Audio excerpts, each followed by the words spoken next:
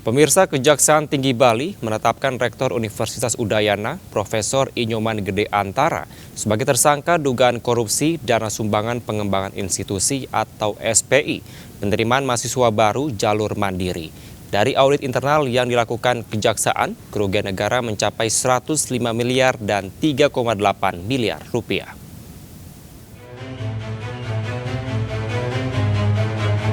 Rektor Universitas Udayana Profesor Inyoman Gede Antara ditetapkan sebagai tersangka dugaan kasus korupsi dana sumbangan pengembangan institusi atau SPI.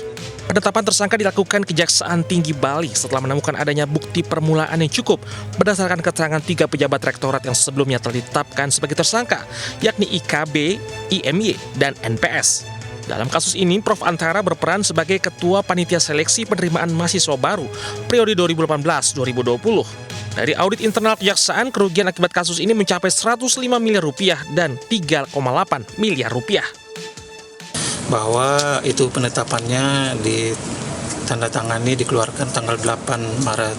Disampaikan kepada yang bersangkutan hari ini pada saat memberikan keterangan sebagai saksi dari 3 tersangka yang telah ditetapkan sebelumnya. Setelah diperiksa 9 jam oleh tim penyidik yang dipimpin Asdipsus Kejati Bali Agus Eko Purnomo, Profesor Antara menegaskan SPI benar diterapkan di Universitas Udayana layaknya perguruan tinggi negeri lainnya, sesuai regulasi Kemenristek Dikti, Permendikbud maupun PMK. Sistem PMI tidak menentukan kelulusan dan tak mengalir ke pihak namun ke kas negara dan dapat dibuktikan. Itu SPI dimungkinkan dari regulasi, ya.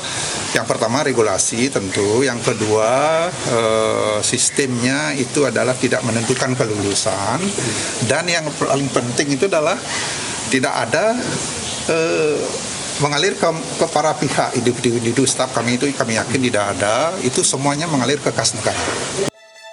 Sebanyak 25 saksi telah diperiksa terkait kasus ini termasuk mantan Rektor UNUD Profesor Anak Agung Raksa Sudewi dan saksi ahli. Penyidik masih terus mendalami kasus ini karena pemeriksaan saksi dapat terus bertambah. Dari Denpasar, Bali, Dewi Umaryati, Indira, Nyoman Yuliadi, iNews melaporkan.